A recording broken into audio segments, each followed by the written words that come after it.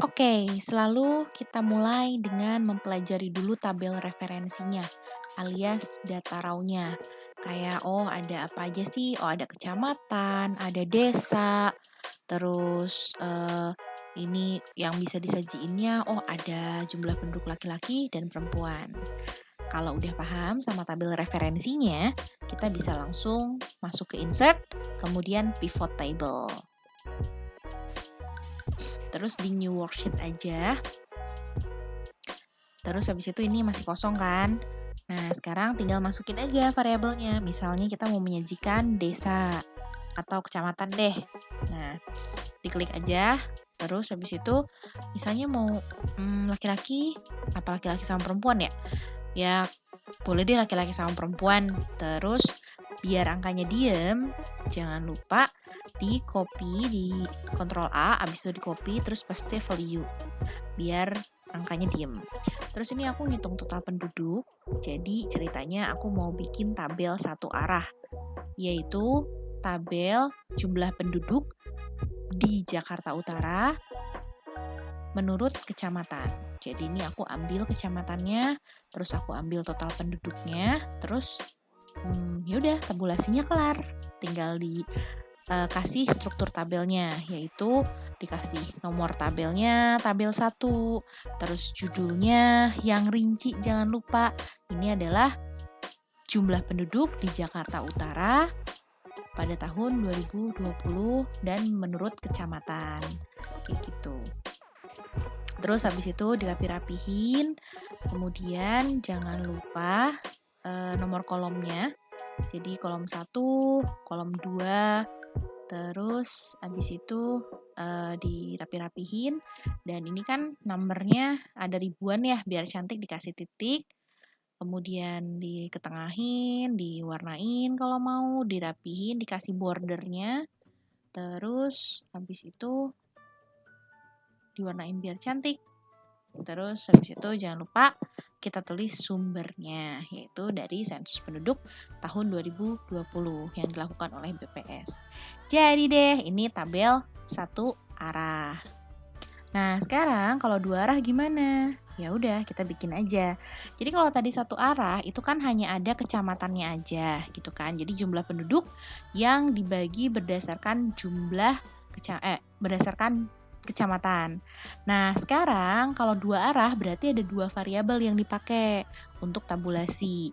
Nah, di sini kan ada laki-laki dan perempuan nih, jadi kita bisa pakai datanya. Jadi, selain berdasarkan kecamatan, berdasar penduduknya juga dibagi menurut jenis kelaminnya. Jadi ada penduduk laki-laki, penduduk perempuan gitu.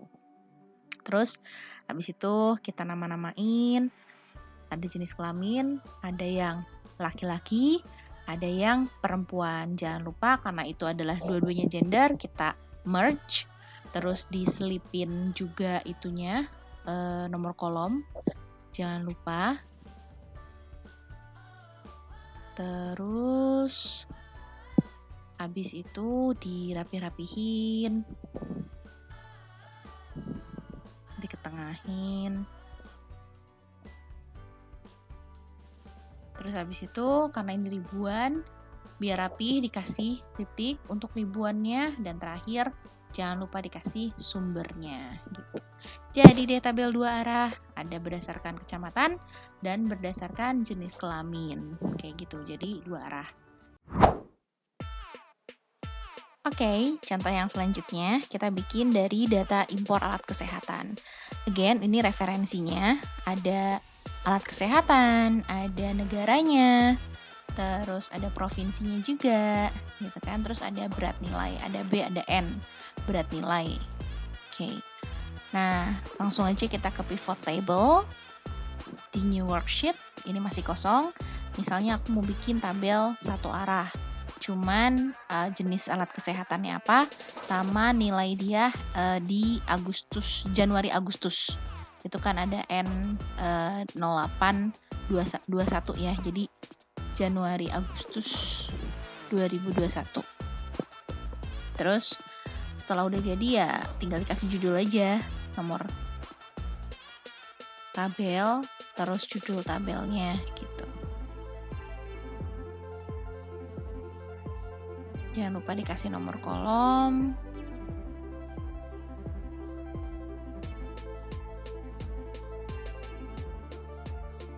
Terus dirapi-rapihin. Biasalah dikasih border, dikasih warna.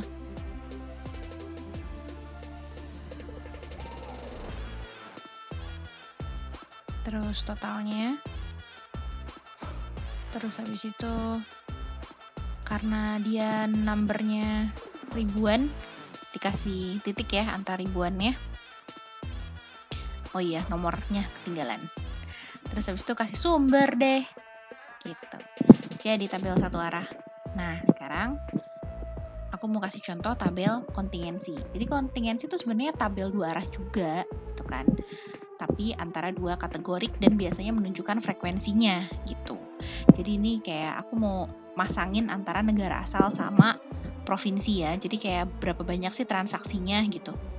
Nah ini yang satu aku taruh di row, yang satunya di kolom. Jadi di row-nya ada negara, di kolomnya ada provinsi asal gitu kan. Tapi kalau teman-teman lihat itu kan banyak yang kosong ya. Nah, daripada kosong-kosong kayak gini, aku mau buang. Tapi sebelumnya aku copy paste value dulu, biar angkanya diem. Nah, terus habis itu aku buang-buangin tuh yang kosong-kosongnya. Karena anyway, kan nggak ada juga, nggak seru nanti kebanyakan nolnya gitu. Jadi, aku sisain provinsi-provinsi yang masih ada angkanya. Yang kosong-kosong tak buang aja. Nah, terus jumlahnya beda dong, Miss, gitu kan. Nah, supaya nggak beda jumlahnya, nanti kita bikin ada others di sini atau lainnya. Jadi, which is sisanya gitu. Dari total dikurangin yang ada. Gitu. Jadi, itu tuh angka di situ berarti artinya ada sekian transaksi alat kesehatan yang dari Australia yang datang ke Jakarta kayak gitu, atau dari others yang datang ke Jakarta gitu. Tapi by the way ini angka ini ya, angkanya itu nggak sesuai dengan data aslinya. Ini aku potong jadi supaya nggak terlalu banyak data raw-nya, jadi aku potong. Terus habis itu udah tinggal dirapi-rapihin aja. Ini udah tabel kontingensi yang berupa tabulasi silang antara dua variabel kategorik. Variabel kategorik yang pertama adalah negara asal impor. Variabel kategorik yang kedua adalah provinsi di mana barang impor itu dibongkar. Kayak gitu. Terus kita rapi-rapihin biasa judulnya, diwarnain kalau mau.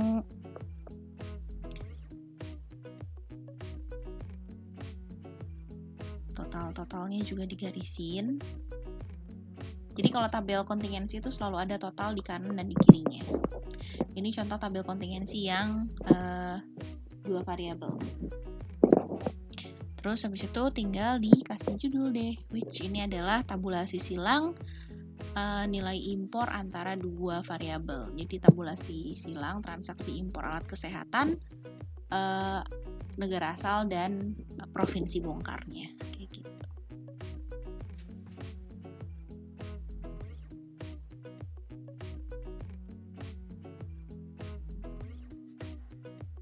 Jangan lupa sumbernya. Selesai. Oke, yang terakhir kita bikin tabel distribusi frekuensi. Untuk ini nilai UTS nih. Jadi sekarang datanya itu semuanya numerik, cuman ada angka-angka doang. Nah, which artinya kita harus bikin tabel distribusi frekuensinya gitu. Yang langkah-langkahnya itu adalah kita bikin kelas, intervalnya, terus batasnya. Sekarang kita mulai dari kelasnya dulu ya. Jadi cara bikin kelas itu pakai rumus 1 ditambah 3,32 log dari N. N-nya berapa? Nah, N-nya itu ya jumlah sampelnya, which kita bisa hitung pakai count. Gitu, count terus di blok aja datanya, ini ada 132. Which sebenarnya bisa juga kan, itu kan ada 4 kolom kan, terus ada barisnya ada 33. Jadi 33 dikali 4 juga bisa tuh dihitung ada 132. Sama ya, jadi intinya tinggal di count aja. Nah, berarti N-nya 132. Terus setelah kita tahu N-nya, kita hitung log N-nya. Bentar, kita rapihin. Oke, ada log N-nya. terus habis itu dikali 3,32, terus terakhir kelasnya itu kita jumlahkan dengan 1, ditambah 1. Nah, terus ini apapun itu, buletinnya ke atas aja, supaya nanti angkanya tercakup semua, gitu. Oke, kelas udah dapet. Sekarang kita ngitung intervalnya. Which rumusnya itu adalah nilai maksimum dikurangin minimum dibagi jumlah kelas. Jumlah kelasnya udah dapat kan tadi. Nah, sekarang kita nyari nilai maksimumnya sama dengan max dan minimumnya sama dengan min, kayak gitu. Sekarang kita ngitung intervalnya, yaitu max dikurangin min dibagi kelasnya, gitu. Again, buletinnya ke atas aja. Nah, sekarang kita siapin deh ininya buat bikin tabel distribusi frekuensinya. Kita bikin batasannya. Batas bawah, batas atas. Oke, kita benerin dulu ya. Nah, kelasnya itu kan tadi ada 9 ya. Jadi kita siapin kelasnya 1 sampai 9. Batas bawahnya pakai nilai minimum aja. Terus tinggal ditambahin batas bawah kelas selanjutnya tuh ditambah dengan nilai intervalnya. Terus tinggal ditarik deh. Gitu. Terus sekarang bikin batasan atasnya, which sebelum batas bawah kelas sebelumnya, kelas selanjutnya. Gitu. Terus habis itu tinggal diisi aja. Gitu. Terus ditambah. Jadi batas atas itu gampangnya adalah batas bawah ditambah intervalnya sih. Gitu. Nah, terus kita rapihin. Karena kan cara penulisannya itu kayak batas bawah strip batas atas gitu kan. Kayak gitu, terus kita ngitung frekuensinya. Oke. Nah, ngitung frekuensinya ini manual. Duh, lama ya manual tuh, gitu kan. Jadi kita pakai rumus aja. Rumusnya itu kita count ifs. Jadi pakai count ifs. Jadi nanti syaratnya ada 2, yaitu angka yang lebih besar daripada batas bawah dan angka yang lebih kecil daripada batas atas. Simply kalian bisa lihat rumusnya di sini. Nanti kalau kecepatan tinggal di pause aja, gitu kan. Jadi intinya count ifs, kriteria, syarat, kriteria, syarat, kriteria, syarat gitu. Pokoknya kalau counts if itu gitu. Jadi kriteria, syarat. Nah, salah. Oh, harus ditanda petikin.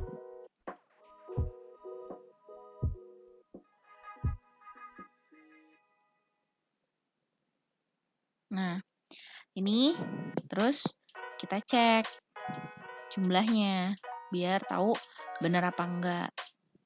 Loh, kok ternyata salah?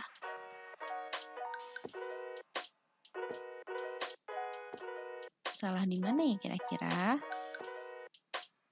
Ternyata kriterianya belum dikunci. Itulah kenapa kita harus ngekunci kriterianya. Jadi si data yang di bloknya tuh nggak gerak. Oke, kita kopas. Sekarang udah benar. Jumlahnya udah sesuai dengan N-nya. Gitu deh, jadi deh. Dan kalau misalnya kita mau bikin frekuensi relatifnya dalam persen, tinggal masing-masing frekuensi kelas dibagi dengan totalnya, jangan lupa dikunci, dikali 100%, kayak gitu. Terus komanya cukup 2 angka aja ya di belakang koma. Terus jadi deh tinggal dikotakin. Kelar, jadi tabel distribusi frekuensi interval untuk nilai UTS. Seperti itu.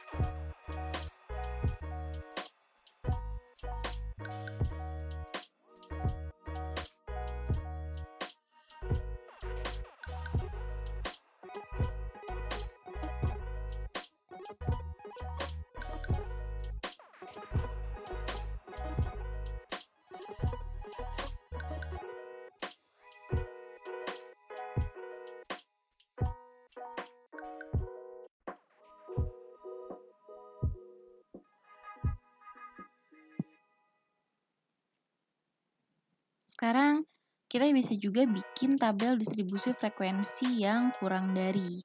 Jadi ini tabel distribusi frekuensi kumulatif, tapi dia kurang dari. Jadi kita mulai dari nyiapin kelasnya dulu.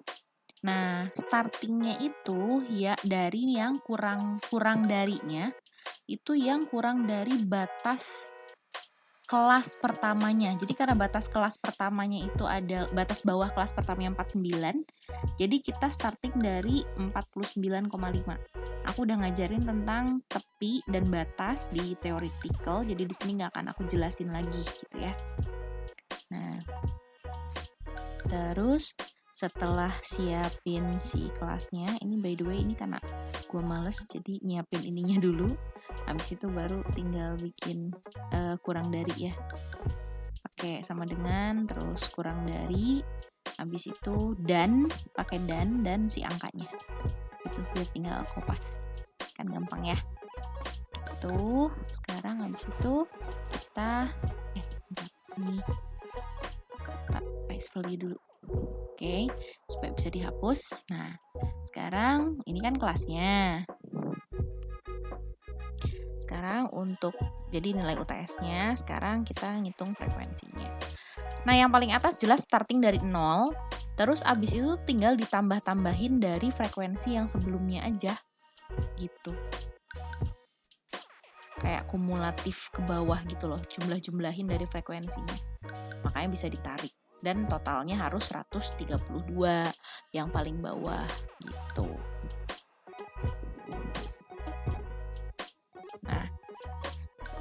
Selain kumulatif yang kurang dari, kita juga bisa bikin kumulatif yang lebih dari.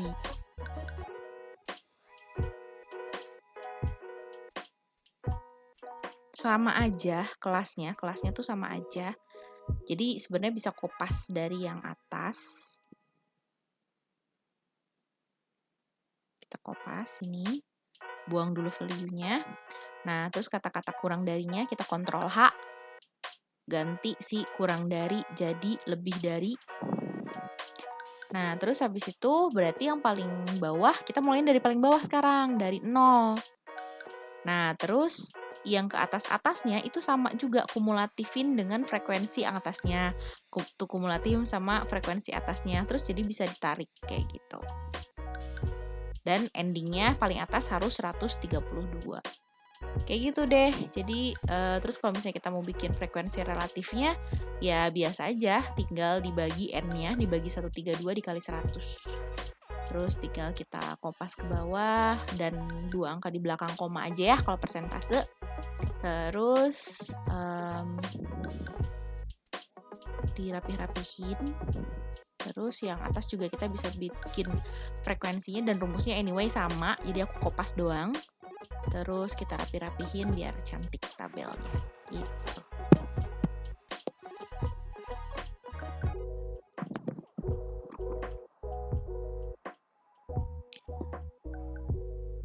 Oke, gitu deh. Ini fungsinya buat kita biar tahu. By the way, jangan lupa sumbernya.